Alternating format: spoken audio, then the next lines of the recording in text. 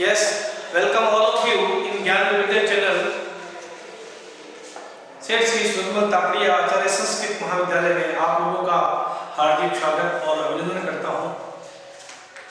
आज मैं आपको 12th क्लास का एक और एडिशन है इंग्लिश के अंदर ड्रॉट का अर्थ जानते हैं ना, सूखा बोलते हैं जिसको, ठीक है ना। तो ड्रॉट मीन्स सूखा, ठीक है, क्योंकि India is the land of natural calamity. Bharat एक कैसा है, प्राकृतिक आपदाओं का देश है ना।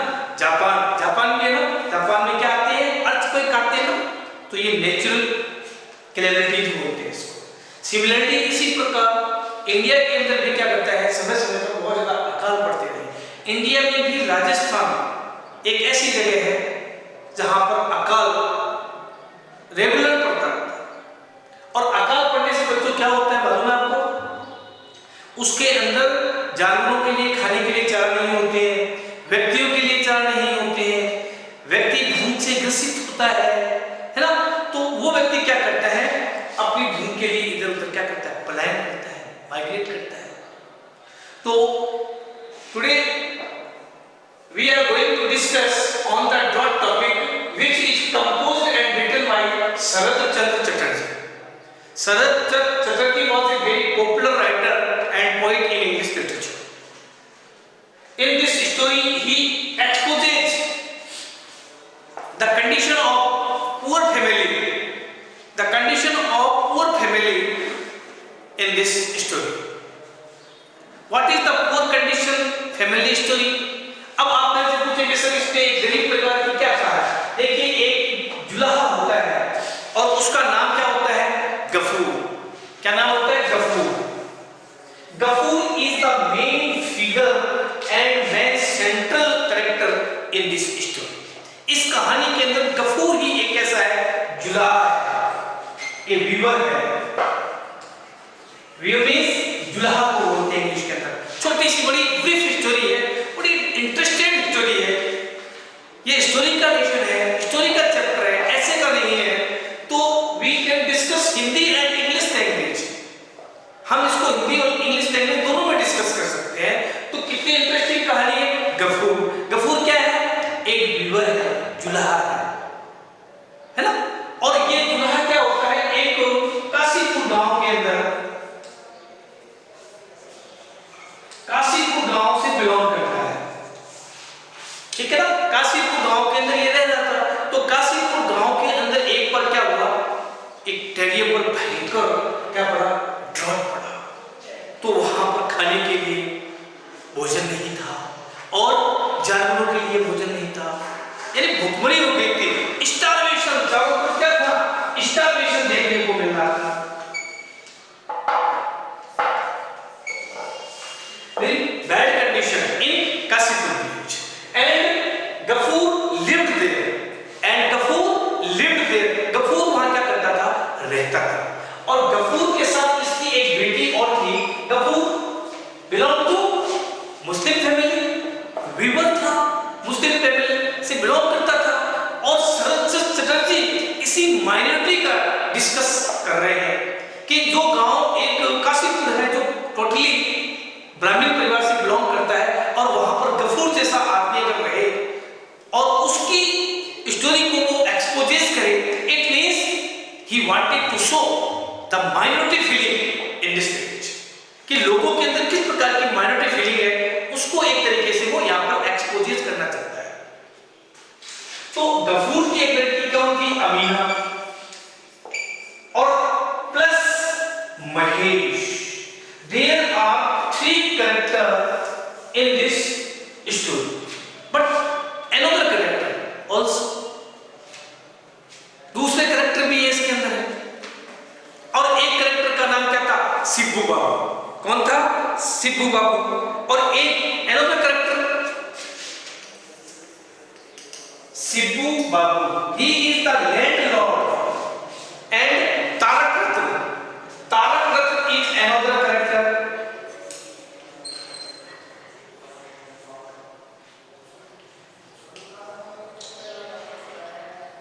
Tarak Ratna, he was a religious person and priest in in the village.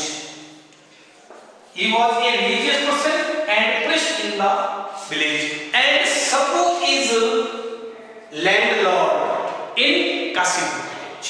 Okay. Thus, we can say that there are only 5 characters in this story. First, Gafur. Second, Amina. Third, Mahesh. Fourth, Shibu Babu and Tarak Ratna. 5 characters के अंदर the whole story moves around the 5 characters. But Gafur and Mahesh is the main and major character in this story. Okay? अब बच्चों हम आपकी इस story को तो एक तरीके से देखिए, ये पैलेस का नाम है,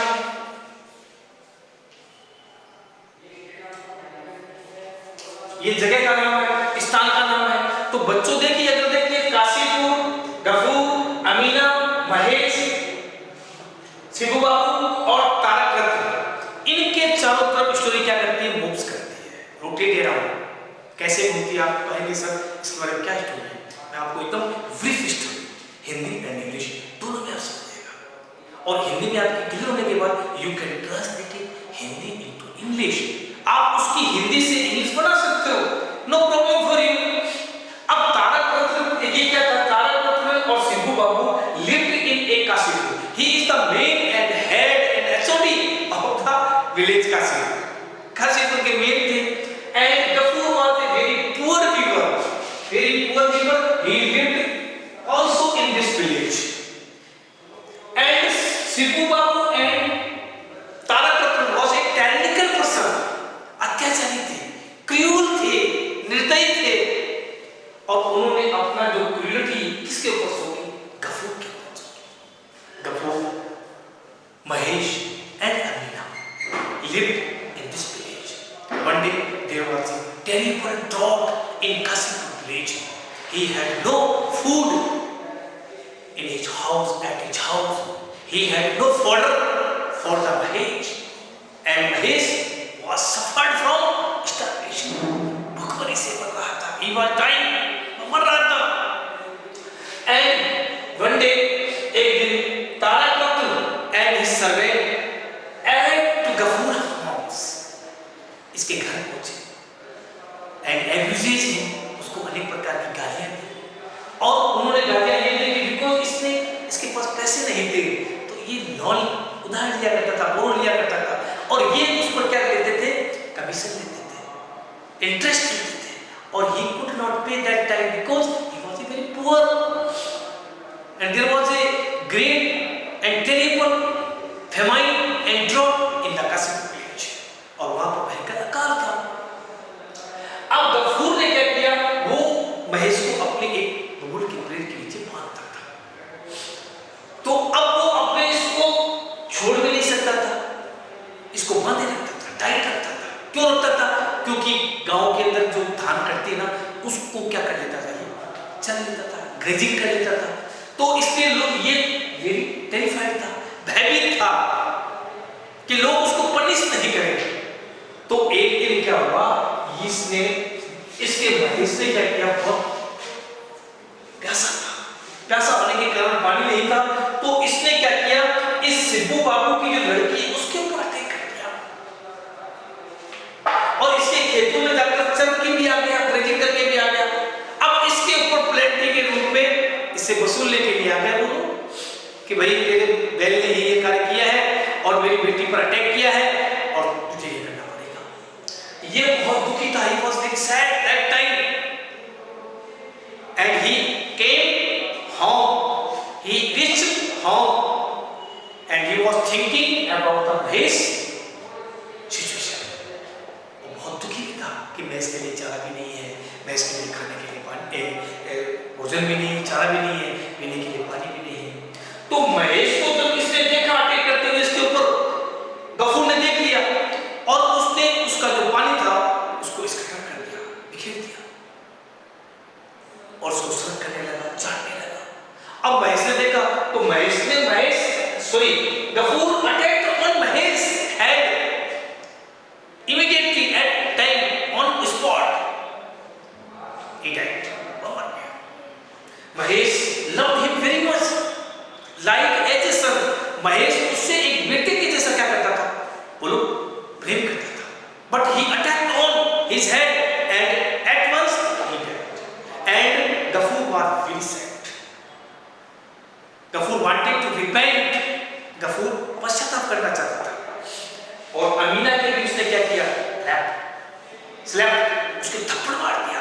because Amina could not prepare food because he had no sufficient, उसके पास पर्याप्त मात्रा के अंदर क्या था, भोजन नहीं था। तो भोजन नहीं होता, भोजन को बना नहीं सकी, जब भोजन बना नहीं सकी तो उसने क्या किया, बोलो, उसके थप्पड़ मार दिया। And he decided to leave the village at once, he decided to leave the Kashipur village immediately. And Amina and Gafur left the village, but he was very sad for the condition of Mahesh. But he was very sad. और उसने फिर God से ये request की, prayer की कि God, मैं इस गांव को तो छोड़ के जा रहा हूं। और एक जूट फैक्ट्री के अंदर दूसरी जॉब के लिए उसने कोशिश की। तो बच्चों कहने का मतलब होता है, लेकिन इसने गॉड से रिक्वेस्ट की कि हम तो गांव को छोड़ के जा रहे हैं, लेकिन इसका दंड इस तारापुत्र को और इस सिद्धू बाबू को भी देना, क्योंकि they are also wicked person, बहुत ही दुष्ट व्यक्ति थे ये, नॉट ए गुड मैनर्स, इनके अंदर कोई भी ह्यूमैनिटी की फीलिंग इनके अंदर नहीं थी। तो फिर ये गांव छोड़कर गफूर और काशीपुर गांव छोड़कर हमेशा के लिए क्या चला जाता है। तो कहने का मतलब मेरा बच्चों ये हुआ कि जिस गांव में वो रहता था और उस गांव में ऐसे डोमिनेटेड आदमी जो रहते हो और वो डोमिनेटेड आदमी इसके ऊपर टाइनिकल बिहेव करे, तो ये उस गांव के अंदर कैसे रह सकता है। एक तो पॉवर्टी का विक्टिम है, स्टारवेशन का विक्टिम है, अब दोनों चीजें हैं, पीने के लिए पानी नहीं है और अनटचेबिलिटी है। इसकी बेटी अगर पानी भरने के लिए इनके कुएं के अंदर, वेल के अंदर चली भी जाए तो they refuse to do so, they refuse to do so, वो ऐसा करने के लिए मना करते हैं। क्यों करते हैं? Because they think that they belong to Muslim family, feeling of minority. तो इनके अंदर माइनॉरिटी की जो फीलिंग है वो यहाँ पर कवि क्या करता है, शरद चटर्जी एक्सपोजेस करता है। We can say that he shows the real picture of society, he shows the real picture of society। और वास्तव में एक वास्तविक तस्वीर है जो समाज की, वो क्या करता है, उसको एक्सपोज करता है। कौन? शरद चटर्जी। तो वेरी इंटरेस्टिंग और बच्चों इसके अंदर बहुत ही इंपॉर्टेंट क्वेश्चन है, character, write the characteristics of Gafur. और ये आरबीसी बोर्ड के अंदर 12th क्लास के अंदर आया हुआ है, 7 मार्क्स का क्वेश्चन है, write the characteristics of Gafur. तो मैं देखो गफूर का कैरेक्टर आपको थोड़ा रीड आउट कर रहा हूं इंग्लिश के अंदर और हिंदी के अंदर। Gafur was a poor weaver, है ना, Gafur was a poor weaver. He loved his daughter Amina very much, he loved वह प्रेम करता था his daughter Amina very much. अब देखिए बच्चों इसके अंदर थोड़ा सा समझने का प्रयास कीजिए। कोई आदमी किसी से प्रेम करता है या कोई रखता है, जैसे मैं कहता हूं मैं गाय से बहुत प्रेम करता हूं, तो कहने का मतलब ही है, देखो ही लव यहां पर सेकंड फॉर्म लगाया है, ही लव, वह प्रेम करता था। Do you know what is the tense used in this sentence? Past indefinite tense. Past indefinite tense मैंने आपको इंग्लिश के अंदर सबसे इंपॉर्टेंट बताया। सेकंड फॉर्म ही लव, वह प्रेम करता था किससे? He love with his daughter Amina, with his daughter Amina, and first character Gafur was a very poor।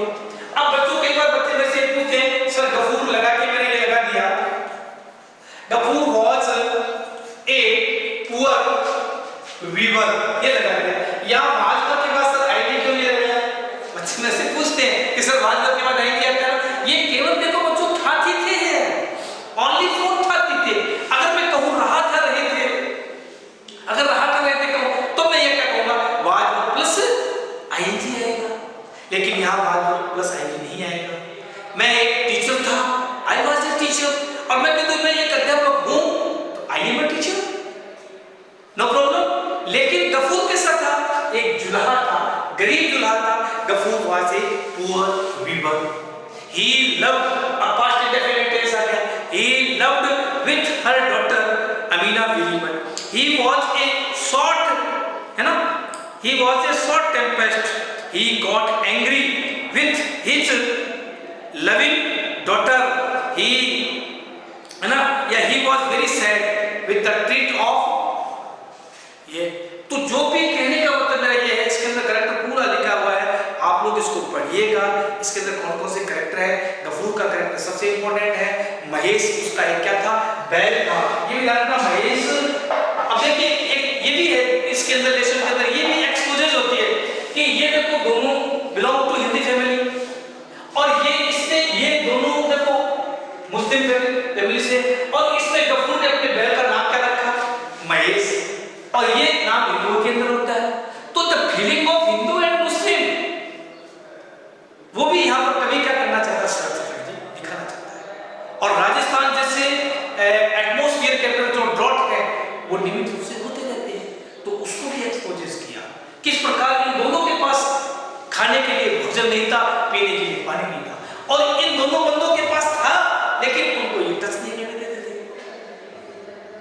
तो ये जो फीलिंग है ना, यही फीलिंग इस स्टोरी के अंदर लेखक शरद चटर्जी एक्सपोजेस करता है।